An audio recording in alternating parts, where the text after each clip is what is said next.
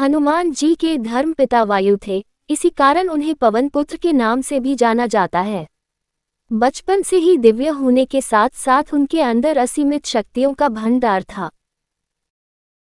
बालपन में एक बार सूर्य को पका हुआ फल समझकर उसे खाने के लिए उड़कर जाने लगे।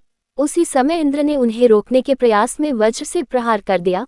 वज्र के प्रहार के कारण बालक हनुमान की ठुड्डी टूट गई और वे मूर्छित होकर धरती पर गिर गए।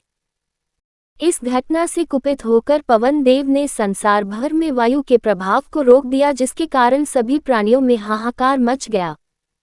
वायुदेव को शांत करने के लिए अंततः इंद्र ने अपने द्वारा किए गए वज्र के प्रभाव को वापस ले लिया। साथ ही साथ अन्य देवताओं ने बालक हनुमान को कई वरदान भी दिए। यद्यपि वज्र के प्रभाव ने हनुमान की ठुड्डी पे कभी न मिटने वाला चिन्ह छोड़ दिया। तदुपरांत जब हनुमान को सूर्य के महाज्ञानी होने का पता चला तो उन्होंने अपने शरीर को बड़ा करके सूर्य की कक्षा में रख दिया और सूर्य से विनती की कि वो उन्हें अपना शिष्य स्वीकार करें। मगर सूर्य ने उनका अनुरोध ये कहकर अस्वीकार कर दिया कि चूंकि वो अपने कर्म स्वरूप सदैव अपने रथ पे भ्रमण करते रहते हैं, अतः हनुमान प्रभावपूर्ण तरीके से शिक्षा ग्रहण नहीं कर पाएंगे।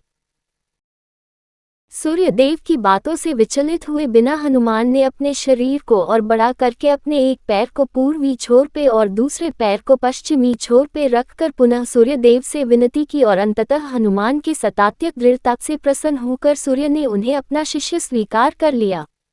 तदुपरांत हनुमान ने सूर्य देव के साथ निरंतर भ्रमण करके अपनी शिक्षा ग्रहण की।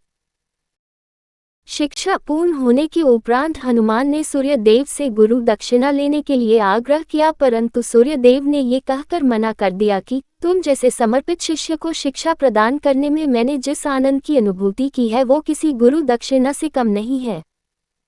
परंतु हनुमान के पुनः आग्रह करने पर सूर्य देव ने गुरु दक्षिणा स्वरूप हनुमान को सुग्रीव धर्मपुत्र सूर्य की सहायता करने की आज्ञा दे दी।